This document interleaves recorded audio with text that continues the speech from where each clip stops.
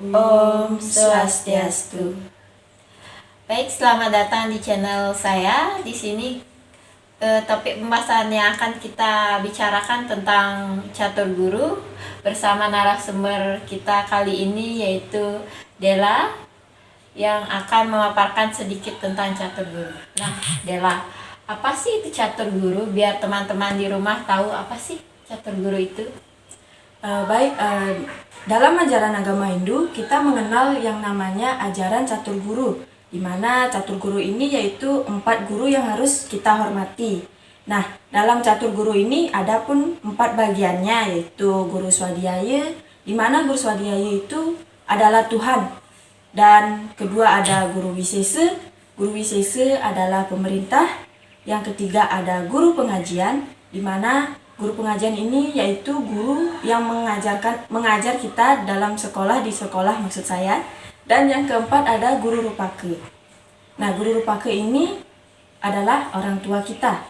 Nah, dari keempat catur guru tadi, adapun guru catur guru itu kita menghormatinya dengan bakti, yaitu catur guru bakti, di mana bakti kita kepada guru swadhyaya atau Ida Sang Hyang Widiwasa dengan kita melakukan sembahyang.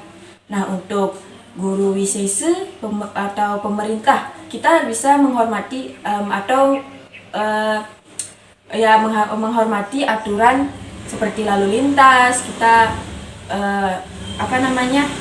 kalau aturannya kan memakai helm, punya SIM, kita harus menaati aturan itu agar kita terhindar dari namanya kecelakaan atau hal-hal yang menyebabkan kita sakit. Dan ada juga guru pengajian bakti. Nah, bakti kita kepada guru pengajian yaitu kita menghormati guru-guru yang ada di sekolah, terutama dalam kelas. Misalnya guru dalam mengajar, kita harus mendengarkan, atau dalam aturan guru yang membuat tugas seperti itu. Nah, kalau guru rupaka atau orang tua, kita sebagai anak harus menghormati orang tua, menuruti orang tua. Bila disuruh untuk menyapu, ya kita menyapu agar kita tidak durhaka dengan orang tua. Seperti itu kalau catur gurunya yang bisa saya sampaikan kepada penanya. Baik, saya ini ada satu pertanyaan yang menjanggal nih. Nah, pada zaman sekarang tuh kan banyak tuh milenial, anak-anak itu membangkang kepada orang tuanya yang merupakan catur guru. Nah, kenapa bisa demikian? Oh ya, dalam zaman sekarang itu kan banyak ya sifat-sifat seorang anak itu. Ada yang mungkin masih menuruti orang tua, atau masih ada yang melawan seperti itu. Nah, dalam kasus ini, anak yang melawan orang tua itu mungkin disebabkan 2 faktor.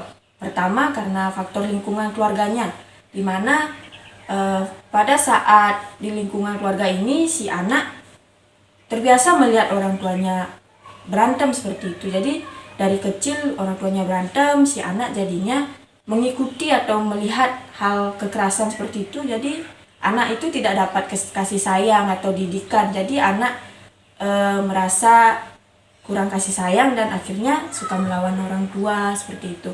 Dan faktor yang kedua itu ada faktor lingkungan, di mana faktor lingkungan itu pergaulan si anak. Terkadang kan orang tua itu mendidik anaknya dengan baik, dengan kasih sayang, dan karena faktor pergaulan, pertemanannya, jadi dia sedikit mungkin pergaulannya tuh di luarnya sering merokok, mabuk-mabukan, balapan, atau keluar malam. Yang awalnya anak ini sebagai anak penurut atau dari nurut orang tuanya, sekarang dengan adanya pergaulan ini dia malah jadi pembangkang seperti itu. Itu sih ada 2 faktor yang bisa menyebabkan anak menjadi pembangkang seperti itu. Baik, bagaimana pendapat Della tentang berita-berita yang ada di TV saat ini, yaitu banyak sekali kasus seorang siswa memukul gurunya atau mencaci maki hingga menjahili gurunya. Baik, kalau menurut pendapat saya ya, kalau pendapat saya sih hal seperti ini tuh sangat tidak dibenarkan atau tidak bermoral ya, karena kita sebagai siswa itu harus menghormati guru.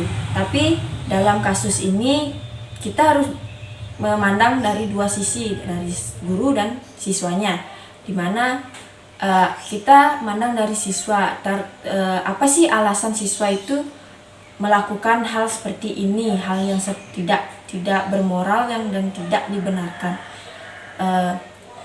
Atau mungkin dari siswanya ini tidak terima ya karena ditegur oleh gurunya, terus pas negurnya itu di depan umum, jadi dia malu dan akhirnya memicu dendam yang mungkin itu menyebabkan si anak atau si siswa melawan gurunya.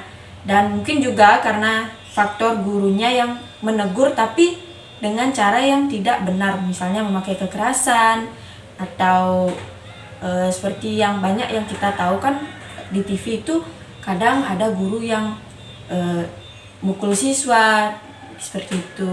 Dan kalau dari gurunya, mungkin di sini sebagai guru karena si anak pembangkang atau membuat melanggar aturan, jadi si guru menegur.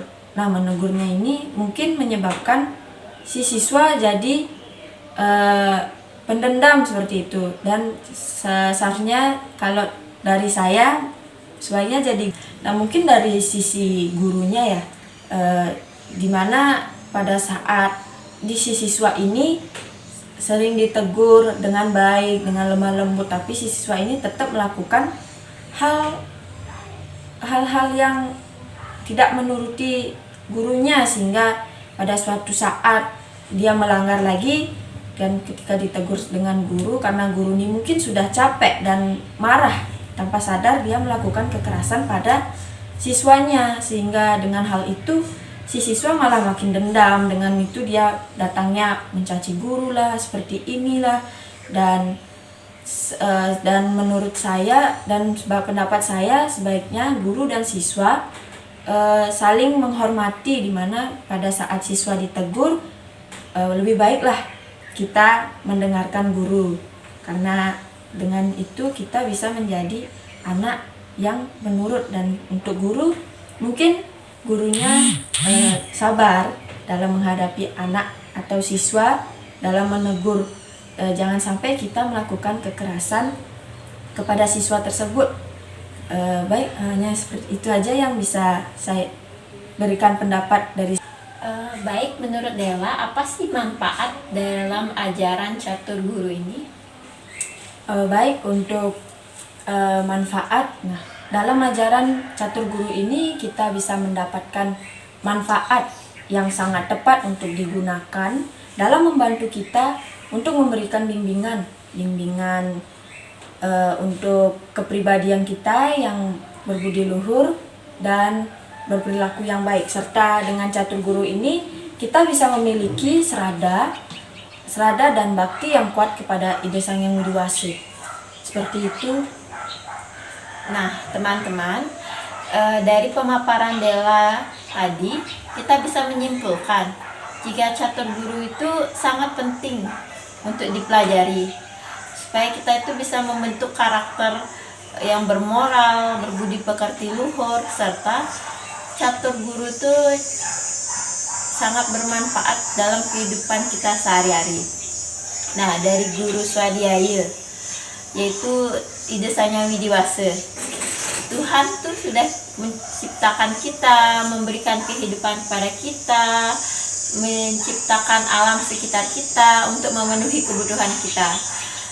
Dan seharusnya kita itu harus menghormati guru swadhyaya mungkin dengan cara bersembahyang, menghormati ciptaannya. Yang selanjutnya itu guru wisesa.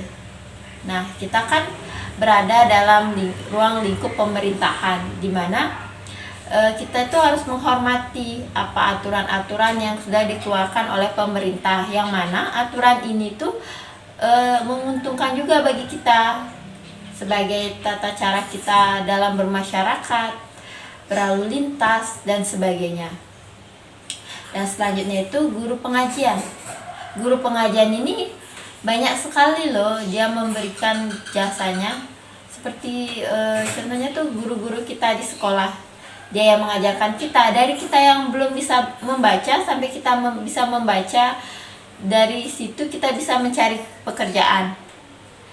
Nah, selanjutnya itu guru Rupake, yang merupakan guru yang wajib, yang pertama kita harus hormati. Beliau yang melahirkan kita, beliau yang membimbing kita dari kita baru lahir, memberikan kita makan dari dalam kandungan mungkin ya. Jadi itu kita harus benar-benar menghormati catur guru ini yang sangat berperan dalam kehidupan kita tumbuh kembang. Nah, jadi mungkin sekian pembahasan tentang catur guru, dan terima kasih sudah menonton channel YouTube saya. Kami tutup dengan Paramasanti. Om Santi Santi Santi Om.